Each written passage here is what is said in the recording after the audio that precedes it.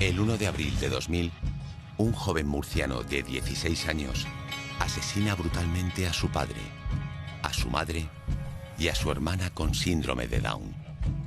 La violencia del crimen conmocionó a toda la sociedad española. El asesino era José Rabadán, aunque desde aquel día todo el mundo le conoce como el asesino de la katana.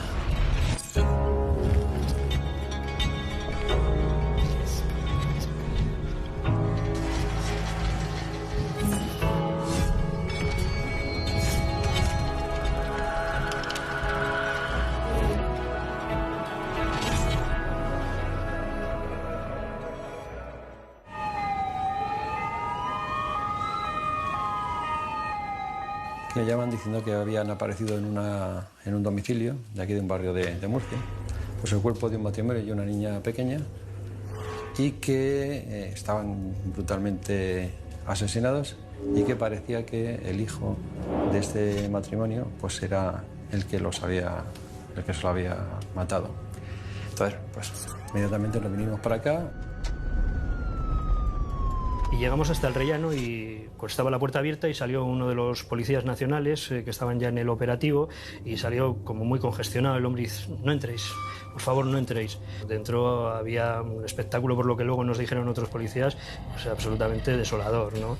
Él lo llevaba pensando ya unos 8 o 10 días, dice, cuando hace la declaración ante la policía, nada más producirse la detención. Él decide matar a sus padres y a su hermana para quitarse todas las ataduras que tenía muy poco antes. Un par de semanas antes empezó a darle vueltas. Es una autoafirmación, es como un hecho de una rebelión contra el padre. Pues la muerte del padre está descrito por Freud. Llega incluso a comentárselos a sus amigos cuando estaban jugando un día, unos días antes, diciendo: voy a matar a mis padres. Pero, según él mismo, sabía que no se lo iban a creer los amigos, pero era para él obligarse a hacerlo. Otra de las cosas muy sorprendentes es que él lo explicaba como que quería tener la sensación de que era eso de estar solo en el mundo. Probablemente esta pregunta se la planteó José Rabadán días antes del crimen. Y a mí lo que me hizo gracia fue cómo pensó que las cosas no tienen sus consecuencias, que cambia la escena y vive una vida nueva, pero que lo de atrás ha quedado atrás y no va a tener consecuencias. Eso fue lo que me sorprendió, porque además lo decía convencido. Claro, aquí podemos plantearnos si la realidad que estaba viviendo José era la de un videojuego. Y por eso el hecho de eliminar a sus padres y a su hermana no iba a tener consecuencias de ningún tipo, porque era, vuelvo a repetir, lo más parecido a un videojuego. Tú terminas una pantalla e inmediatamente empiezas otra. Por lo tanto, estás terminando un mundo y empezando uno nuevo. Lo que ha ocurrido en el anterior se ha olvidado, se ha borrado literalmente. Da la sensación de que efectivamente José Rabadán pensaba así.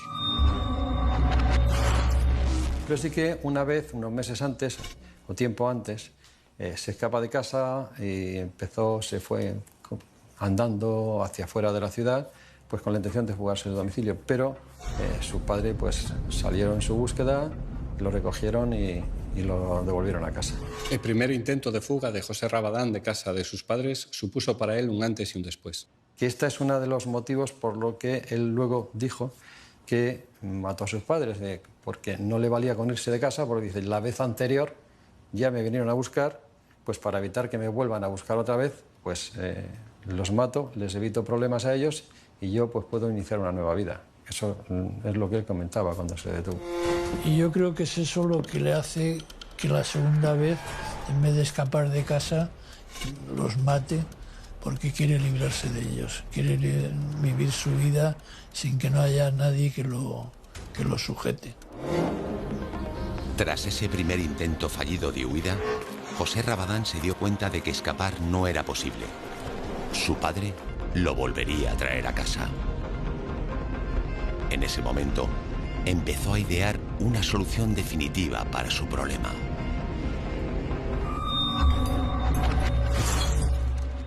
El día del crimen estuvo con sus amigos por la tarde y chateaba a esas horas con su amiga de Barcelona y con algunos otros más. Luego cogió la cena y se metió en su habitación. Normalmente solía cenar en su habitación y después de cenar chateó un poco con sus amigos y se acostó con la katana ya para irse mentalizando de lo que iba a hacer. En la confesión de José Rabadán, que consta en el atestado policial, declaró que estuvo unas 3 horas tumbado en su cama abrazado a su katana, recreando cómo iba a ser el crimen de su familia. Y entonces ya no se lo pensó, ya había un poquito de luz y ya se levantó y con la katana que la tenía dentro de la cama se dirigió hasta la habitación. Claro, se encontraron pues un escenario tremendo. Los cuerpos de todas las habitaciones estaban ensangrentadas, el dormitorio del padre, el dormitorio donde esa noche había dormido la madre y la hermana pequeña, también el cuarto de baño. Como podemos imaginarnos, 3 personas muertas a machetazos con una katana, pues las paredes llenas de sangre. El proceso mediante el cual nosotros nos personamos en el lugar donde se ha cometido un determinado delito es por una comunicación a través de las fuerzas y cuerpos de seguridad del Estado, en una vivienda, en primero en un segundo piso, en un barrio a las afueras de Murcia. Cuando llegamos allí nos encontramos con 3 cadáveres en distintas dependencias de la vivienda y pues la imagen lógicamente era muy llamativa. Con la katana que la tenía dentro de la cama se dirigió hasta la habitación, primero a la habitación de su padre. Se puso a contraluz entre la ventana y su padre y ya con las manos le estuvo poniendo la katana sobre la cabeza para calcular el golpe un par de veces y ya directamente empezó a golpearle. Le dio varios golpes en la cabeza. El padre, ante el segundo golpe, movió el brazo que le cortó los dedos en ese segundo golpe. Le estuvo dando varios golpes en la cabeza, luego cuando se giró le siguió dando golpes de frente, le clavó en el pecho varias veces la katana, que incluso él pensaba que se había partido en ese momento. Y ya cuando terminó con su padre, fue cuando se dirigió a la habitación donde estaba su madre y su hermana. Y se encuentra su madre sentada. Su madre, cuando lo vio, pues primero dijo José, pero al verlo ya con sangre y con la katana, pues empezó a llamar a su marido y a pedir socorro. Y directamente José Rabadán le golpeó en la cabeza hasta 3 veces con la katana y ya su madre tumbó y quedó sin conocimiento. La siguió golpeando. Como cayó hacia abajo, le clavó varias veces en el pecho, en la espalda, la katana. Y ahí se encontró entonces a continuación, cuando terminó, a su hermana que estaba sentada en la cama llorando. Pues, directamente ella le golpeó a la hermana con la katana y falleció. Le dio unos golpes. Cuando se dio cuenta que la katana estaba rota, cogió un machete que tenía en el armario, siguió golpeando a su madre con el machete. Él dijo que para que no sufriera, y a su hermano también le dio varios machetazos y puñaladas en el pecho. Imaginaos, durante aproximadamente media hora, 3/4 de hora, una persona con un arma blanca potente, como puede ser una katana, o con un arma blanca tipo machete, monocortante o bicortante, pues infligiendo heridas de una forma totalmente indiscriminada. Entonces había una auténtica orgía de sangre. En el barrio de la familia Rabadán, nadie podía creerse lo que estaba ocurriendo. Nada podía hacer sospechar que en la mente de José se estaba gestando un crimen terrible. Estuve hablando con algunos de los vecinos, de hecho alguno de ellos era amigo personal, y todo el mundo se quedó asombrado, ¿no? Porque para nada Rabadán había mostrado en ningún momento ninguna actitud violenta. De hecho, algunos de los vecinos con los que hablamos decían, pero si ese chaval no puede matar ni una mosca. ¿Cómo era José Rabadán en su casa? ¿Tranquilo, intimista, como lo era en la calle? ¿O ejercía un reinado de terror y abuso de puertas para adentro? Era más bien tímido y que prácticamente no era conflictivo, no tenía problemas. Su situación familiar no era mala. Tenía sus problemas por los estudios. Lo que él estaba más preocupado era con el fracaso escolar. No quería volver al instituto, se había negado a volver al instituto y había decidido no estudiar. Entonces eso se lo declara al padre, pero el padre estaba muy encima de él y lo tenían muy agobiado.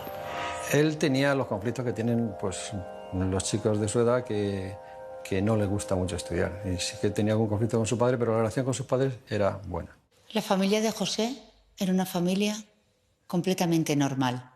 Y eso es lo que hizo de este caso un supuesto tan mediático. El hecho de que tras la puerta de cualquier domicilio, cualquiera de nuestros seres queridos se puede convertir en un asesino. Sus padres eran personas normales, trabajadores, y en el barrio pues se les consideraba una familia absolutamente normal.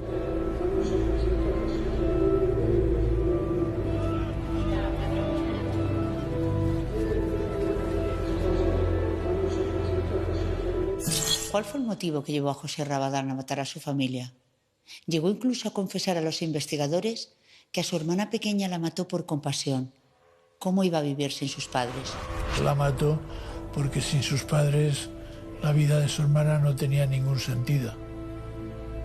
Él no se iba a ocupar de ella, claro. Manifestó que había acabado también con ella porque la pobrecilla no se podía quedar sola en el mundo, que iba a ser de ella, ¿no? Se paró un momento para pensar en la situación y decidió pues meterlos en el cuarto de baño para poderlos tapar con agua, para retrasar lo más posible el tiempo de que empezaran a oler los cuerpos. La katana era, pues, era enorme, podía tener 1,20 m o 1,30 m.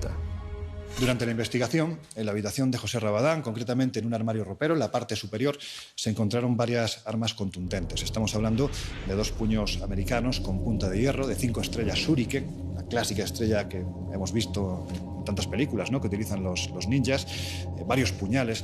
En definitiva, era un auténtico arsenal de armas blancas. Hay varias armas, hay nunchakos, hay puños de acero, hay estrellas de estas de que se usan en artes marciales, hay machetes, está por supuesto la katana.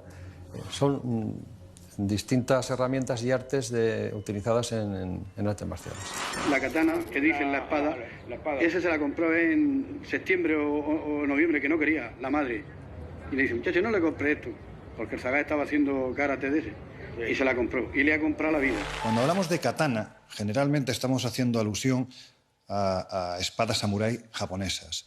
Sin embargo, la katana se divide, o se dividía hasta el siglo XVI-XVII, en 2 armas diferentes, ¿no? El wakizashi, que es una katana más pequeña, y la propia katana en sí. Es a partir del siglo XVII cuando se empiezan a construir en paralelo, ¿no?, una y otra. Y es cuando nos encontramos con este arma que tiene el filo curvo, está hecha de un material de una extrema dureza. José Rabadán tenía una enorme afición por las artes marciales y acudía al Gimnasio Rey para practicarlas desde que tenía 10 años. Pues él llega aquí al gimnasio pues como cualquier crío, ¿no?, con sus padres, con la ilusión de aprender a hacer artes marciales. No tiene ninguna relación que un chiquillo haga artes marciales, haga boxeo, haga judo, haga kung fu, lo que quiera hacer, aunque luego el crío, cualquier crío pueda hacer una barbaridad de este tipo. No tiene ninguna relación. Me habían encontrado a lo largo de la visita que le hace la policía a la casa para encontrar hallazgos, encuentran 2 o 3 libros sobre sectas satánicas. Y como al principio no se sabe por qué causas este chico hace esa brutalidad, pues entonces lo atribuyen a que pudiera tener una relación con sectas satánicas. Cuando se realiza la inspección de la casa de José Rabadán Pardo, entre otras muchas cosas, se descubren 2 libros que llaman la atención de la policía. Estamos hablando de Ave Lucifer y un libro dedicado a la magia. ¿Esto significa que esta persona cometió este asesinato como parte de un crimen ritual? Evidentemente no tenemos la respuesta. Yo creo que a lo mejor alguna lectura hizo, pero no se le veía una persona implicada con un conocimiento de esa materia. Durante la investigación se llegó a la conclusión, se descubrió que José Rabadán había participado en diferentes chats relacionados con el satanismo. De hecho, su nick, su nombre en estos chats era Odeim, que significa miedo al revés. Se habló de todo el tema de que podía tener un interés por lo que era la brujería y el ocultismo, el diablo, porque se encontraron algunos libros, pero vamos a pensar que no por eso va a acabar al final en una misa negra sacrificando a su familia, ¿no? Es decir, que es algo que además, más aún en la adolescencia, pues son temas recurrentes que pues, puedes tener cierto interés por el más allá, lo desconocido, el diablo, cosas así. Hubo voces que en aquel momento relacionaron el asesinato con el juego Final Fantasy, al que parece ser era especialmente allegado, pero en realidad no hubo nada que pudiera conectarlo. Es cierto que su corte de pelo, incluso su fenotipo, le hacía parecerse mucho al personaje principal de Final Fantasy, pero nada pudo relacionar este videojuego con el crimen. El parecido físico, el parecido de la estética de este chaval con el protagonista del juego Final Fantasy es asombroso. Cuando se habla de las sectas satánicas también, de los videojuegos y de los juegos de rol, etcétera, pensando que podrían tener alguna relación con un crimen tan exagerado como el que se ha producido. Pero tampoco se vio ninguna relación importante. Los ha practicado como otros jóvenes, pero sin que se sienta especialmente atraído por ellos.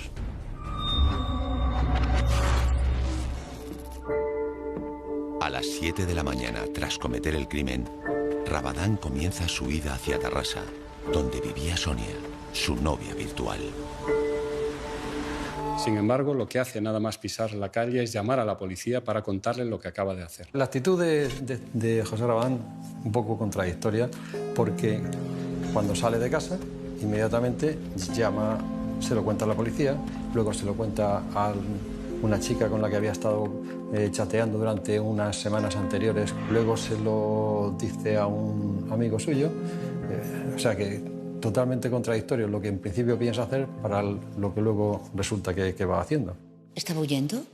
Eso resulta muy contradictorio teniendo en cuenta que llamó a la policía. ¿En qué situación se encontraba mentalmente en ese momento?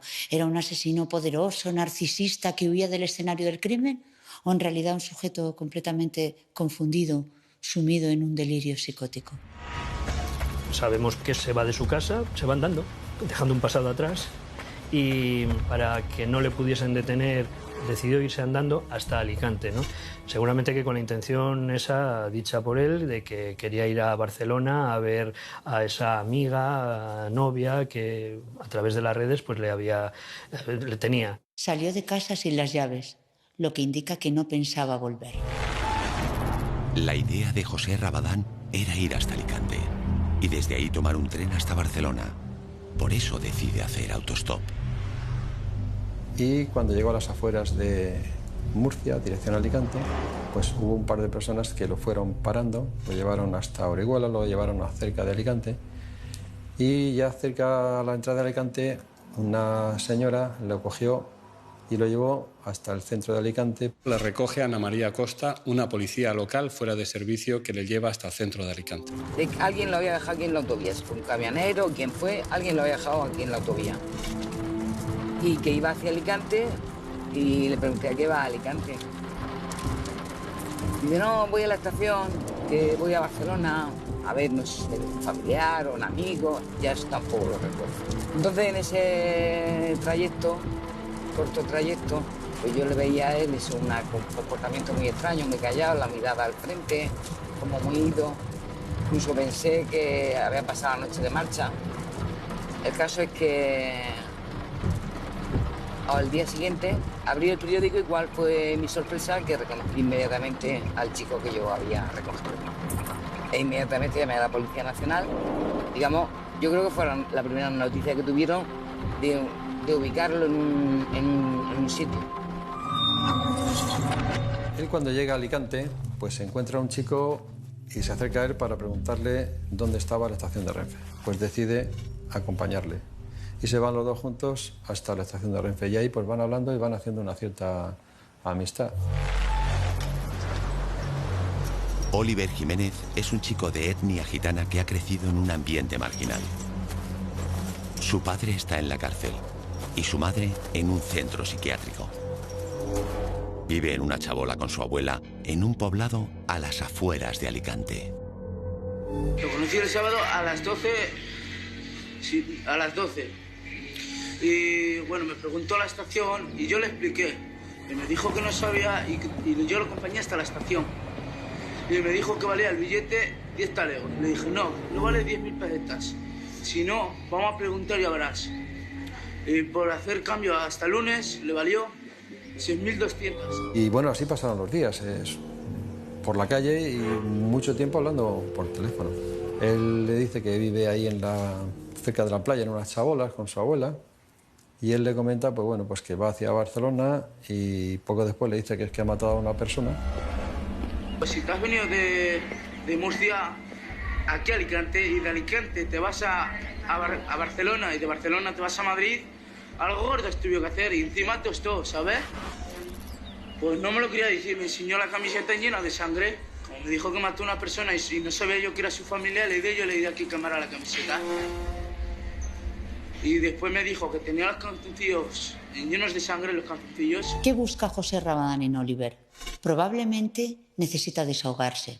Le confiesa que ha matado a un hombre, aunque no le dice la realidad, que ha matado a toda su familia.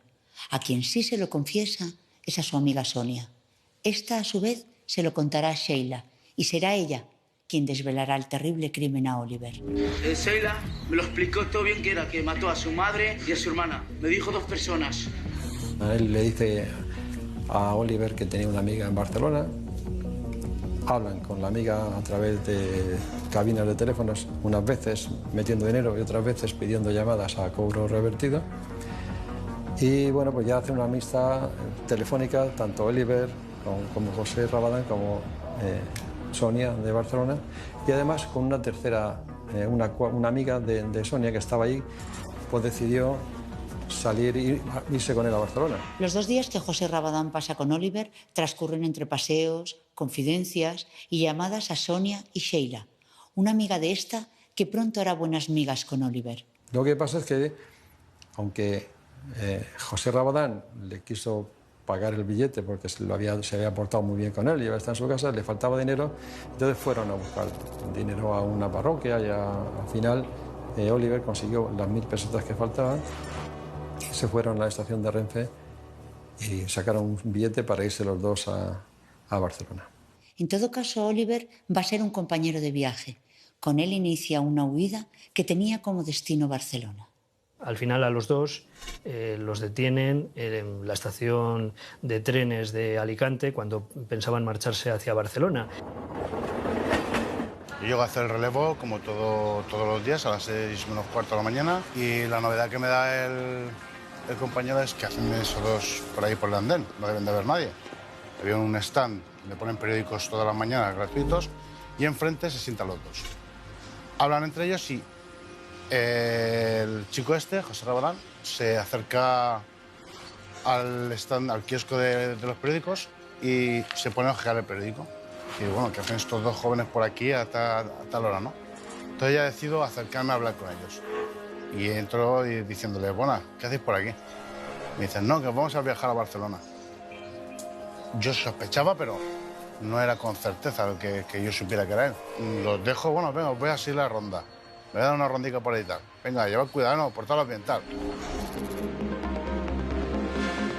Me di la vuelta y a unos 10-15 metros está el pilar, automáticamente se da la policía. Pasa esto, esto y esto. Y vale, te mando un patrulla, o sea, fue rápido. Bueno, él reacciona a la detención con mucha tranquilidad, porque él es una persona tranquila. Se le tramita tanto la detención como las primeras medidas penales del juzgado de instrucción como mayor de edad. De hecho, pasa a disposición judicial, de hecho, entra en prisión. El 5 de abril, José Rabadán es ingresado en la prisión de Sangonera, donde permanecerá 9 meses. Pero desde que se detiene y entra en prisión hasta que se produce el momento del juicio oral, pasan unos meses y en esos meses ya entra en vigor la ley del menor. En la calle todo el momento del juicio pues se vive de una manera expectante, se pasa de ahí a la indignación y de la indignación a pensar que quizás la ley en ese momento pues era excesivamente suave con un chaval que al poco tiempo pues iba a estar pues prácticamente en libertad, a los pocos años en libertad. Al aplicarse la ley del menor ya no tiene una responsabilidad penal, porque la responsabilidad penal pasa de los 16 a los 18 años. Aquí lo que tiene son unas medidas reeducativas, una medida de protección. El fiscal pide 16 años, pero se le rebajan a 12 por la eximente incompleta de enajenación mental. Pero con la aplicación de la nueva ley del menor se queda en 6 años de internamiento y 2 de libertad vigilada. Un chaval con 16 años, en esa época, ingresaba en un centro de mayores. Pues esos meses son enormemente duros porque, evidentemente, en la cárcel era un personaje que era muy conocido. Lo tienen primero en una zona especial que era, en fin, una zona previa donde tienen ahí. Entonces, en esa zona, lógicamente, conoce a un personaje muy significativo y que fue muy importante luego en el proceso y en su realidad social y en su situación, que era el famoso Quintía Barreiros, que no era otro que el capitán Timo. José Manuel Quintía, alias el capitán Timo. Es un personaje que perfectamente podía haber formado parte de una película de Berlanga, porque estamos ante un estafador nato que se viste de falso oficial de la Marina para llevar a cabo una serie de actos delictivos en los que él va buscando inversores con la intención de, pues de ir comprando suministros para el Ministerio de Defensa, para los diferentes ejércitos, y en un momento determinado esas comisiones se las reparten. Lleva a cabo una serie de operaciones absolutamente millonarias. En esta ocasión comprarían 2 millones de juegos de toallas y sábanas. Las comprarían en Portugal a 1.400 pesetas cada juego y las venderían posteriormente al Ministerio de Defensa a 1.800 pesetas. El capitán Timo llegaría a ganar con esta jugada 800 millones de pesetas. Es un estafador nato y establece una relación como paterno-filial con él, en la cual el capitán se siente atraído sexualmente por el joven de la katana y trata de cortejarlo. Pero a la vez trata de hacerse pasar por una persona que va a ser su guía espiritual cuando salgan de la cárcel y su guía en la vida normal, ¿no? Entró en una dinámica prácticamente de protección del menor. Llegó incluso en un momento determinado a pedirnos que se le generara o se tramitara incluso que quería adoptarlo. Dentro de sus historias, pues al chaval le contaba que lo llevaría a Estados Unidos, lo llevaría a Japón a ver a su personaje conocido y tal, pues lógicamente pues como buen estafador que era, pues lo tuvo al niño prácticamente casi a su disposición, lo tuvo prácticamente controlado continuamente. Cada vez que iba a declarar o que se producía cualquier acto, el chaval, como había tenido esa repercusión mediática, llegó a tener centenares de cartas de admiradoras. Le surgieron muchas novias por todas partes, ¿no? Y de hecho tuvo una especie de club de fans en el que había muchísima gente. Se convirtió en una especie de estrella del mal. Y que querían tener comunicación con él y hablar con él. Claro, eso le sienta a él fenomenal. Es para su ego de narcisista, eso es una recompensa brutal. Parece increíble, pero cuando José Rabadán está en la cárcel, empieza a recibir una serie de cartas procedentes generalmente de un entorno adolescente que le felicitan, poco menos que se admiran del acto que ha cometido y que ellos no se van a atrever a cometer. No se van a atrever hasta que se comete, porque tenemos el caso de las niñas de San Fernando, Iria Suárez y Raquel Carlés, que asesinan a la joven de 16 años, Clara García, precisamente emulando el crimen de la katana. Paradójicamente, José Rabadán percibirá una pensión por orfandad.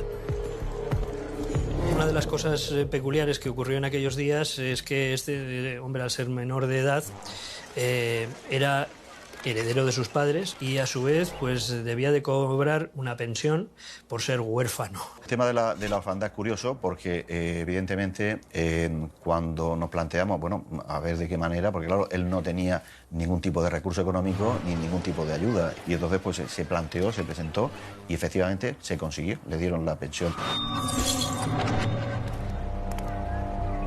Hay dos claras teorías sobre el estado mental de Rabadán. Su abogado y el psicólogo contratado por la defensa afirman que sufrió un brote psicótico. Los forenses y psiquiatras de la acusación mantienen que eso no es cierto y que el joven es imputable. En este caso, al margen de la realización de las 3 autopsias y luego el correspondiente informe, pues también se nos solicita un reconocimiento psiquiátrico forense. En la psiquiatría forense lo que intentamos ver es, en base a un posible diagnóstico de enfermedad, ver cómo esa posible enfermedad ha podido influir o no en la comisión de un delito. El planteamiento de una defensa, fundamentalmente lo que se plantea es buscar los elementos que puedan justificar técnicamente que la comisión de un hecho, pues en este caso, como fue finalmente, fue declarado exento de responsabilidad criminal porque realmente padecía, o así se manifestó en los informes periciales que se hicieron, una patología que le llevaba a ser declarado exento de responsabilidad criminal, y así fue finalmente. Aunque el detenido se niega a colaborar con todo tipo de médicos que no sean los de la defensa, pues podemos hacer un informe bastante aproximado de las cosas que creíamos que le estaban pasando. Era una persona relativamente introvertida, que no comunicaba absolutamente nada ni empatizaba con ninguno de nosotros y que había decidido desde el primer momento no aportar ningún dato. No encontramos ninguna patología ni ninguna situación desde el punto de vista médico-legal que hubiera influido en su imputabilidad. A pesar de que José Rabadán no colabora con los técnicos del Estado, los informes de estos son claros con respecto a la responsabilidad del acusado. Nosotros llegamos a las conclusiones de que es un chico que está perfectamente bien de salud mental, lo único que padece lo que hemos llamado un síndrome de narcisismo maligno, que se corresponde con un cuadro en el que entran a formar parte rasgos psicopáticos, rasgos antisociales y rasgos también de tipo sádico. Pues que es una persona que no es una enferma, para nada, es una persona que tiene esa característica de su personalidad. Es decir, es, para entendernos, es como ser rubio o ser moreno, eres así. Los informes anteriores habían calificado al menor de una manera enormemente dura. Le daban rasgos antisociales, esquizoides, narcisistas y sádicos. A nosotros nos sorprendía un tipo de informe de ese tipo, porque el menor, cuando se le trataba, pues era un chaval absolutamente educado, correcto. Entendíamos que no se correspondía con un perfil como el que estaban dibujando, con lo cual entendíamos que debía someterse a un informe por lo menos más neutral o de un profesional del nivel que en este caso fue García Andrade. Y hacen un informe clínico en el que dicen que el chico padece una psicosis epiléptica y entonces lo declaran inimputable. Nosotros no hallamos síntomas ni de psicosis ni de epilepsia y negamos que tuviera esos casos. Por eso discrepábamos de ese diagnóstico de foco epiléptico que repercutía en la responsabilidad a la hora de cometer el delito. ¿Por qué? Porque no era una personalidad epiléptica, porque muchos de estos pacientes, una vez que han cometido ese tipo de delito, se quedan durmiendo al lado del cadáver, por ejemplo. En este caso, él, de una forma totalmente racional, lavó la ropa, se lavó las manos, se fue, cogió un medio de transporte y fue a otra ciudad. José Rabadán había informado de los actos que quería cometer, evidentemente no desarrollados, pero sí había informado ya a varios amigos con aproximadamente 2-3 semanas de antelación. Por lo tanto, estamos viendo de que era algo que tenía calculado y que tenía estructurado para saber cómo realizarlo. El modus operandi del crimen nos delata un acto premeditado y planificado. Todo ello nos habla de un acto consciente, no realizado por un loco que no sabe lo que hace. Yo no soy médico, ni soy psicólogo, ni soy psiquiatra, y mi única formación es la jurídica y la criminológica. La epilepsia, me imagino, por lo menos los que hemos visto alguna vez una persona con un ataque epiléptico, pues prácticamente tiene unas convulsiones, un estado de prácticamente que es más dominado por su musculatura, por su cerebro, y prácticamente queda casi inmovilizado. A nosotros se nos escapaba ese concepto, pero así lo determinó García Andrade y así terminó finalmente la verdad jurídica. José Rabadán padeció en el momento del crimen una esquizofrenia epiléptica idiopática, es decir, tuvo un brote psicótico, que va a veces acompañado incluso de alucinaciones cromáticas, en las que el sujeto es capaz de verlo todo de colores. Mató a su familia, sí, pero lo hizo bajo un brote psicótico. Tenerlo todo tan preparado, tan concienciado, está en contra de un cuadro de epilepsia. El juicio duró apenas 5 o 10 minutos, es decir, había una gran expectativa, pero como realmente estaba todo negociado, estaba todo hablado, se había aceptado al final de los 3 informes que se hicieron psiquiátricos y forenses, el último, que era el de García Andrade, pues básicamente las medidas estaban prácticamente, antes de sentarnos, estaban ya pactadas. La ley del menor, la ley orgánica refiere que un menor no podía estar detenido en prisión preventiva más de 6 meses. Como ya estaba 9 meses, como me comenta, lógicamente no hay otra opción que ponerlo en libertad.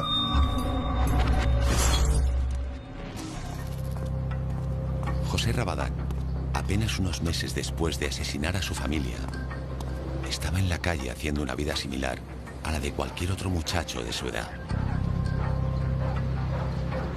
Hay un acto donde acudimos a él, pensábamos que se buscaría alguna solución intermedia o buscaríamos algún resquicio legal para que no se pusiera en libertad estrictamente en la calle en un momento dado, y resulta pues que efectivamente no lo dejan en la calle.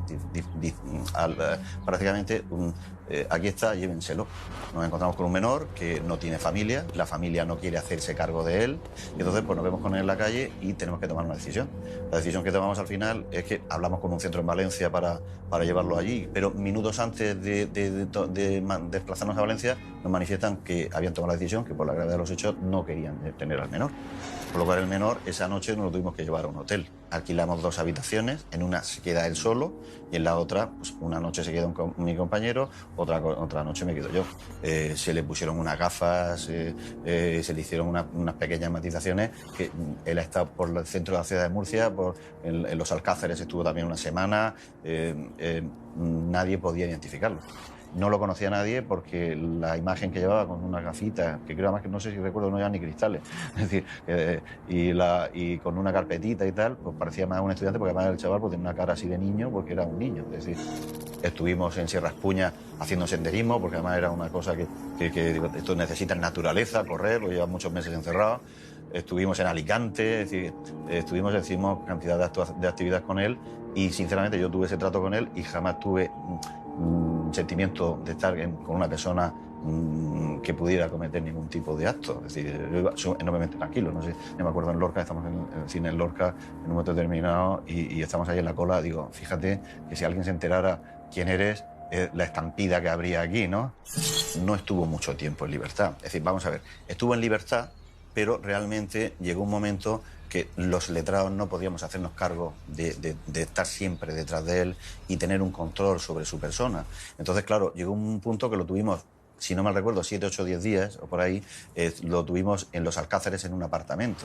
Y entonces íbamos una noche, iba mi compañero, otra noche iba yo a controlarlo. Estaba absolutamente solo allí. En un día era capaz de verse 7, 8 películas. Claro, desde un momento digo, esto no puede ser, este chaval necesita tratamiento. Creo que como responsabilidad tomamos una decisión de decir, vamos a ver de qué manera conseguimos que sin tener obligación de estar detenido ni estar, en un centro, voluntariamente podamos ingresarlo en un centro. Al final aceptó, se pidió esa situación y entró en la zarza. Después de estar al cuidado de sus abogados durante un tiempo, Rabadán entra voluntariamente en un centro de menores.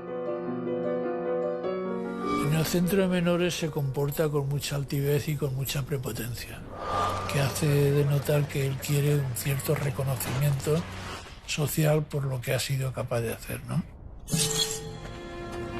En el centro de menores, José Rabadán comenzó una relación epistolar con una chica, que terminaría convirtiéndose en su novia. Yo conocí a José Rabadán porque estaba en el mismo centro que mi hermano y le habló de mí, y en una de las visitas que yo hice a mi hermano, pues me dijo que le escribiera, y a la semana me respondió. Muy guapo. Entonces pues me llamaba la atención. No me daba miedo.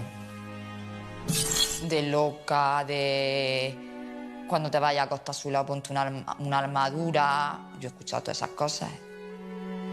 Si se lo ha hecho a su familia, ¿qué no te daría a ti? Cosas así, muchísimas veces. Bueno, yo pasé de escribirle cartas a ir a verlo una vez a la semana. Le llamaba por teléfono todos los días, hasta que llegó un día y me dijo que si me quería casar con él. Y yo le dije que sí. El hecho de que José Rabadán tenga pareja fue interpretado por muchos como un intento de mostrarse como una persona normal, dejando atrás su pasado homicida. Yo creo simplemente que tenía derecho a tener pareja y capacidad afectiva para tenerla. Entonces nos plantea que quiere tener una pequeña relación con él, y entonces, pues, lógicamente, para facilitarle su acceso, pues tuvimos que ir con un notario, levantar un acta para que se hicieran pareja de hecho. Lo cual fue una manera técnica de resolver una cuestión para que pudiera tener relación con ella. A él, a partir de ahí, le dieron varios permisos de fin de semana y le dieron también otro de 1 hora para hacerse un tatuaje. Se hace un tatuaje en el hombro de la muerte. Se hace la calavera con una capa, con un gorro negro. Yo no he querido hablar nunca del tema con él, yo no le he preguntado. Si él hubiese querido contarme algo, me lo hubiese contado. Pero yo tampoco he querido, nunca quise preguntarle nada por que no se sintiese atacado por mí o que yo quería saber. Solo que una vez lo acompañé al cementerio y bueno, y lo dejé así un poco solo y él mismo decía que qué era lo que había hecho. ¿Puede una persona realmente olvidar haber realizado una matanza como esta y volver a su vida con total normalidad? Hablábamos de multitud de situaciones, pues de cualquier cosa, pero básicamente él en ese aspecto sí que era muy cerrado. Es decir, era muy difícil entrar en su interior para que explicara o justificara o indicara exactamente cuál era su situación o qué le había pasado por la cabeza en ese momento. Estando ingresado en el centro de menores, José Rabadán decidió escaparse. Yo estaba trabajando y a mí de repente me llamó y me dijo que se había escapado y que iba a verme. Y yo me quedé como diciendo, tierra, trágame. Tuvo una salida dentro de ese curso, una salida formativa para visitar el Huerto del Cura a la localidad de alicantina de Elche, y aprovechó la situación para fugarse. La noticia de su fuga pues salta a la prensa. Esa prensa, en la cercanía nuestra, pues las radios especialmente, las noticias, salta a los informativos inmediatamente. Y eso en aquel momento pues también, ojo, el asesino de la katana está libre. Vi que él circulaba hacia allá y le iba haciendo dedo a los coches que pasaban. Entonces, pues aprovechando esa circunstancia, pues me acerqué a él y cuando me hizo también a mí, me señaló con el dedo para ver si lo llevaba, paré, le dije que lo llevaba, él vino hacia el vehículo y yo pues bajé rápidamente, lo reduje, lo detuve, lo esposé y lo montamos en el vehículo policial de oficial que me precedía a mí. El centro, pues la medida que adoptó fue abrir un expediente disciplinario, tuvo una sanción de las que están recogidas en la ley 5/2000. El joven hizo un recurso ante esa sanción y el juzgado de menores lo desestimó. Un chico que estaba en prisión empieza a escribirse cartas con José y le comenta que en Renedo de Piélagos hay un centro que se llama Nueva Vida donde él podría ir. Él podía salir y entrar, él podía trabajar, no tenía que estar... Eran solo, creo que 5 chicos y no tenía ningún problema. Y era mucho más libre. Él habla conmigo y me lo dice y yo le dije que yo no me iba. Y bueno, me dijo que él sin mí no se iba a ningún lado. Y no iba a ser yo la persona que lo hiciera quedarse aquí pudiendo ser libre. Tenía que estar 6 años, si no mal recuerdo, en un centro penitenciario, es decir, psiquiátrico. Pero antes de que llegara la fecha y el cumplimiento de ese periodo que tuvo, se estimó, porque la ley así lo permitía, que una de las partes de la fase de recuperación o de rehabilitación pudiera hacerlo en libertad o en otro lugar. Al final se prestó el centro este de Santander a que hiciera esa terapia o ese comportamiento de recuperación y se marchó allí. Era un centro que eran 2 casas separadas y yo vivía con una pareja que vivían con su hija, que eran los responsables de lo que era donde José estaba.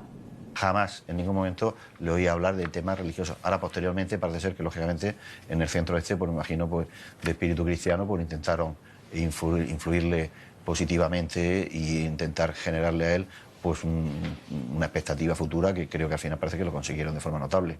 Al muy poco tiempo de estar allí, cambió muchísimo, se hizo muy creyente. Este tipo de centros son amados y odiados a partes iguales. Hay quien defiende que hacen una importante labor social, y la hacen, en el campo de enfermos mentales, drogodependientes. Y hay quien dice, por contra, que te lavan el cerebro y te introyectan un montón de ideas religiosas que antes no tenías. En este caso estamos viendo que José Rabadán pasa un tiempo acogido por una comunidad evangélica. Ellos se definen como cristianos protestantes. De hecho, no es solo el caso único de José Rabadán. Estamos hablando de que por estas instalaciones pasan gente que viene del entorno presidiario para intentar rehabilitarse. Si consiguen su función, o como dicen algunos, ¿no?, que los tachan de sectas, si es una secta que lava el cerebro a alguien que ha cometido un acto de este tipo y con ello consigue, primero, que la persona se olvide, que alcance su perdón particular, y segundo, que no vuelva a cometerlo, bienvenido sea. Bueno, él me acompañaba a trabajar todos los días, hasta que él empezó a trabajar. Y bueno, luego él se quedaba, se escondía detrás de un coche y me vigilaba. Era muy posesivo. Se escondía a vigilarme a ver lo que hacía cuando estaba trabajando. De hecho, en una ocasión fue a buscarme al trabajo, yo estaba fumándome un cigarro y hablando con un compañero de trabajo fuera. Y bueno, me montó una pataleta, subiendo la cuesta, cogió una piedra. Quería darme con la piedra. En el narcisismo maligno se habla de que probablemente se diferencie del resto de antisociales en que son capaces de tener una buena relación. La mayor parte de psicópatas están casados y tienen sus relaciones. Lo que pasa es que esas relaciones no suelen ser buenas, no suelen ser proporcionales. Son muy exigentes y acaban acosándolas y muchas veces, en algunos casos, matándolas, ¿no? Con un tratamiento adecuado, farmacológico y terapéutico, José Rabadán no tiene por qué volver a tener jamás un brote psicótico. Pero si ese tratamiento farmacológico falla, nada nos puede asegurar que eso no ocurra. Me pareció de una persona muy celosa, muy posesiva, porque de hecho volvió a pasar. Su abogado le regala 2 teléfonos, uno para él y otro para mí, para poder llamarlo, ya que no había manera de poder comunicarse con él a través de la asociación. Y un día paseando me llama por teléfono una amiga y su hermano estaba al lado, me saluda. Me quitó el móvil de la mano, lo tiró al suelo, lo hizo trizas. Ella al día siguiente vino a verme y me preguntó directamente, si te pregunto algo me vas a decir la verdad. Y yo le dije, pues claro. Y me dijo, ¿José te maltrata? Y yo le dije que no, claro, por defenderlo. Pero es que habían visto cómo lanzaba el teléfono a gritos por la tarde en la calle. Yo trabajaba los domingos y él se iba a la iglesia. Pues ahí conocía a una, conocía a otra. A la que es su mujer no la conozco. A una de las iglesias que él iba, pues la conoció. Es hija de un pastor de allí, de la iglesia. Decidí irme. Y él al día siguiente me llamó y me dijo para decirme que me volviese con él. Yo le dije que no, que para mí había terminado, que me la había hecho pasar muy mal y que solo yo sabría el tiempo que a mí me iba a costar recuperarme de eso. Y no volví a hablar más con él, claro. Me ha costado mucho recuperarme, años, pero estoy bien. El 1 de enero del 2008, José Rabadán queda en absoluta libertad, pero decide quedarse en Cantabria ya que ha conocido a la hija de un pastor evangélico. Con esta mujer decide casarse años más tarde y tendrá una hija a la que llama Mercedes, el mismo nombre que su madre y hermana fallecidas. Lo que pasó en Santander, lo he oído, prácticamente no he tenido conocimiento a través de los medios de comunicación, no he tenido contacto con la... Ahora, me imagino que parece ser, o por lo que he podido intuir, parece que fue muy bueno para él y fue una situación que le favoreció bastante y que ha permitido su reintegro a la sociedad, como parece que ha sucedido. Pues nada, sé que está casado, que tiene una hija de 3 años, que le va todo bien. Se llama Mercedes como su madre, como la madre de él, en paz descanse. No sé si se arrepiente o no, pero vive muy tranquilo. Entre los distintos psiquiatras que aparecen, pues hay algunos, los más críticos, que dicen que eso, lo que es esa psicopatía, el psicópata desalmado, por todas las pruebas que hay en todo el mundo, especialmente en Estados Unidos, donde se decía que se había trabajado mucho con ellos, pero que al final que no había forma de reinserción. Aquí estamos hablando de que a día de hoy pues este chaval se ha reinsertado, está ejerciendo un trabajo normal, absolutamente normal, de hecho con vincular las nuevas tecnologías, ¿no? Yo creo que se puede aventurar que no es una reinserción total, sino que debe ser una reinserción con muchas dificultades. Es una obra típica de un psicópata. Los psiquiatras lo sabrán mejor que yo, pero yo creo que la psicopatía se puede contener con los años y con la socialización, pero yo creo que no se cura. José Rabadán asesinó a su familia cuando era un adolescente. Para algunos, fue víctima de un brote epiléptico que no tiene por qué repetirse. Para otros, es un psicópata de manual que puede volver a matar en cualquier momento. Solo el tiempo nos dirá quién tiene la razón.